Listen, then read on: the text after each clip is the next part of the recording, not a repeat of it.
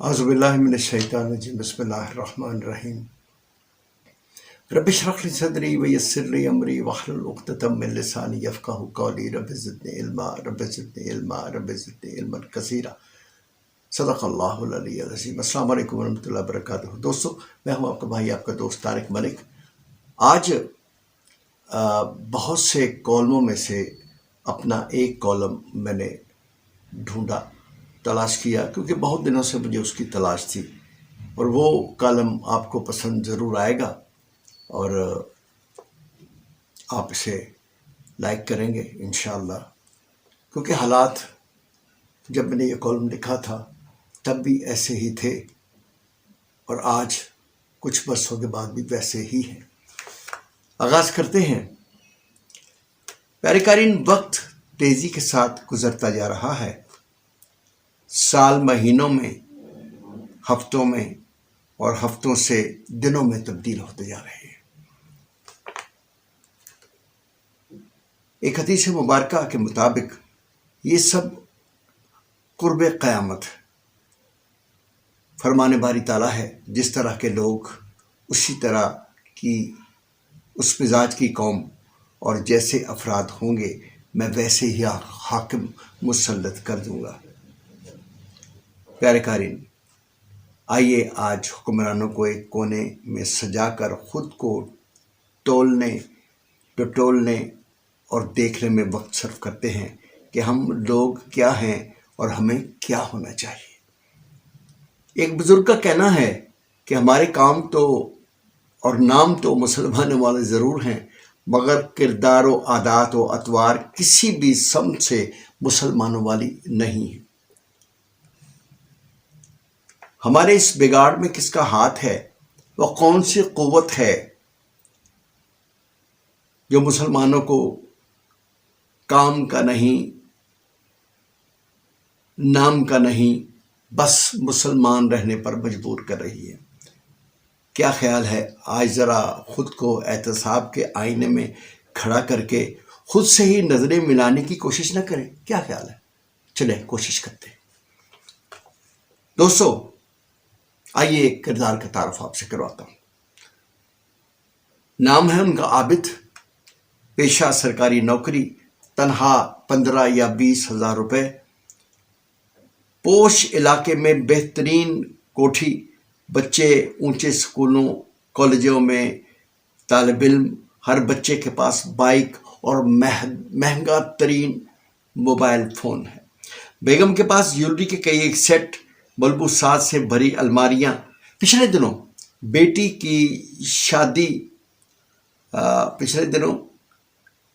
کی شادی میں وہ ڈیمانڈ جو اس کی ڈیمانڈ تھی وہ پوری کی۔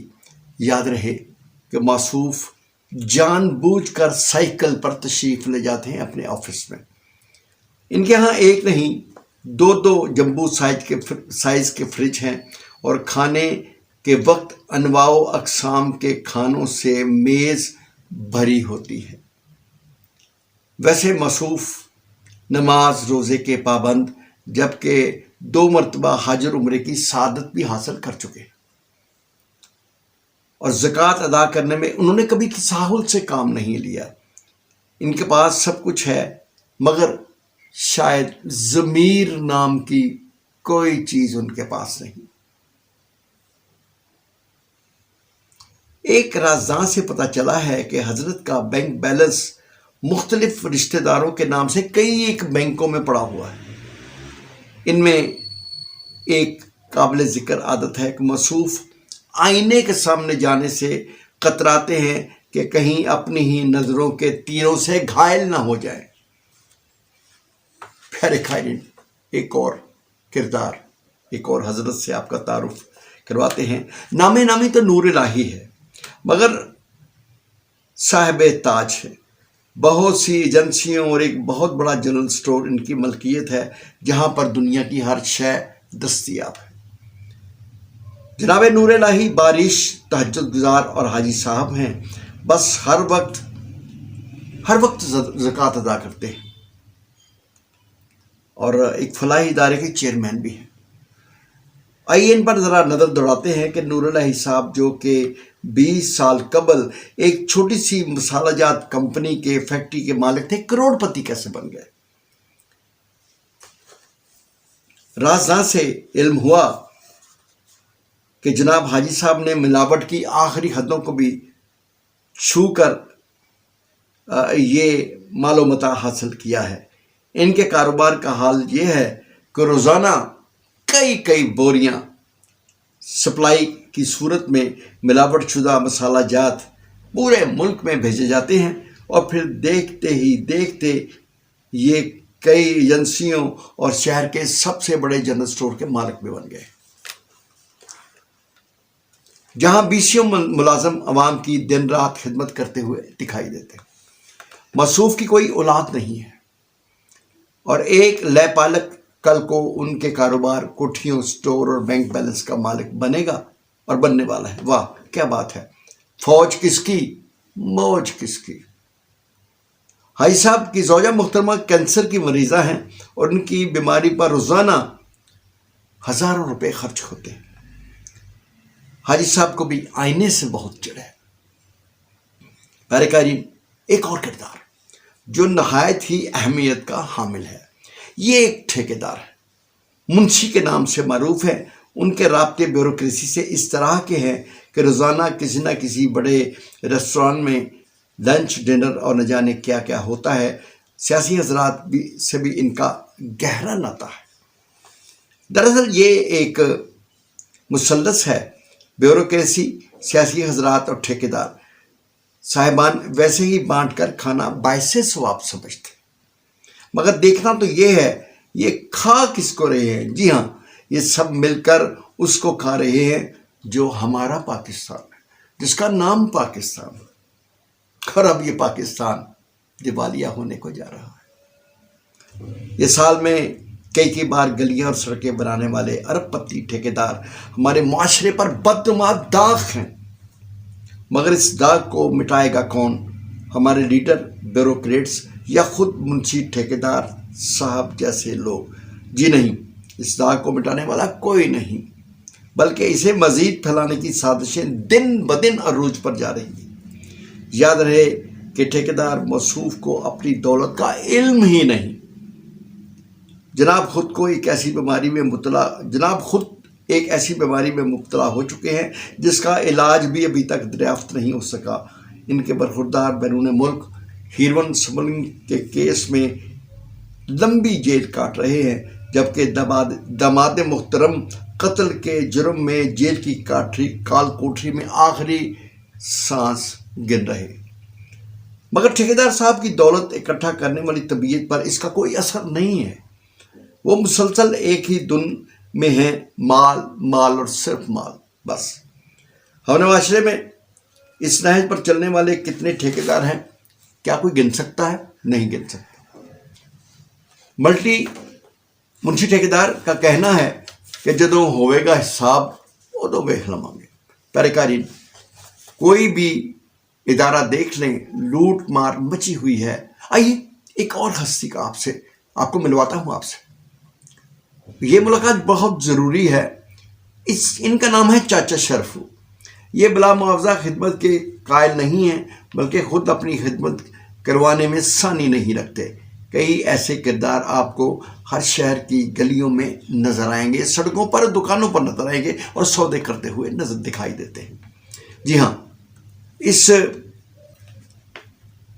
بندے کا نام چاچا شرفو بھی ہے۔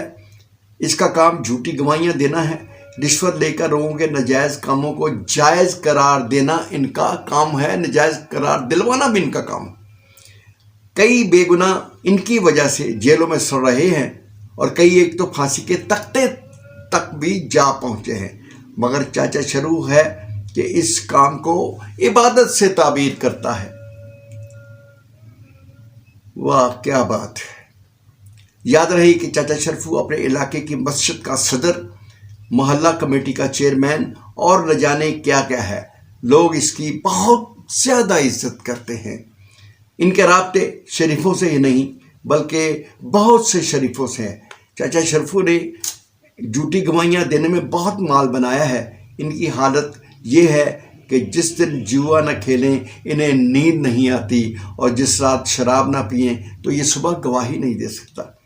چاچا شرفو کا اصل نام شرافت حسین تھا، لیکن ظالموں نے بگاڑ کر اس کا نام چاچا شرفو رکھ دیا۔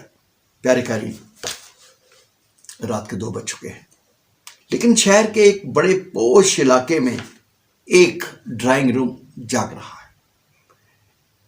ڈسکو لائٹس کے ساتھ سماعتوں کو بے چین کرنے والے بے ہنگم کہے، سگریٹ اور مختلف اقسام کے دھوئیں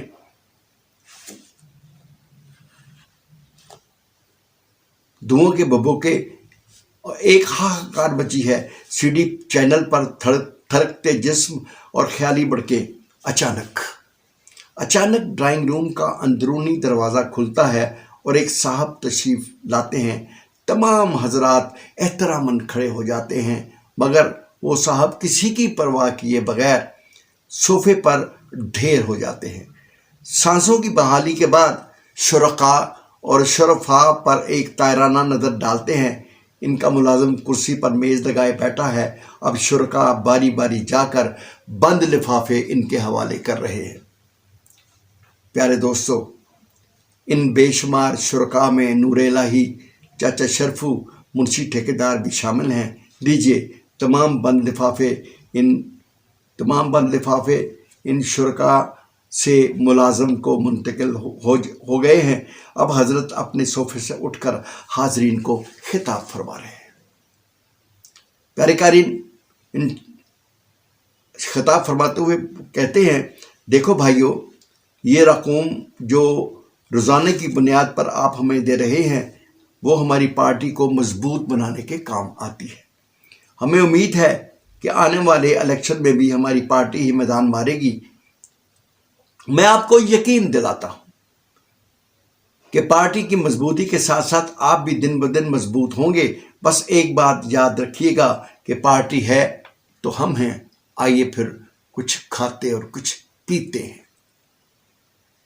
پیارے قارئین، یہ نور الہی، یہ چاچا شرفو، یہ منشی ٹھیکیدار اور ان جیسے کئی لوگ ہم میں سے ہی ہیں۔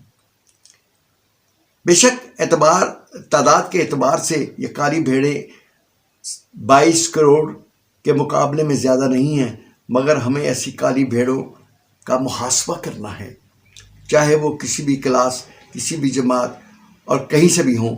اگر ہم نے آنکھیں بند کر لیں تو ایسے لوگ ہمیشہ ہم پر مسلط رہیں گے جو کالی بھیڑوں کو پالنے میں اپنا ثانی نہیں رکھتے۔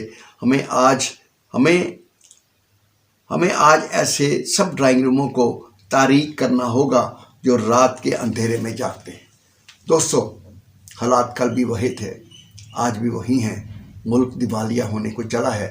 آئیے سب مل کر دعا کریں کہ اللہ اس پاکستان کو اپنی حفظ و امان میں رکھے اور ہمیں کالی بھیڑوں سے نجات مل جائے۔ اجازت دیجیے اپنے بھائی طارق ملک کو۔ السلام علیکم ورحمۃ اللہ وبرکاتہ۔ اللہ حافظ۔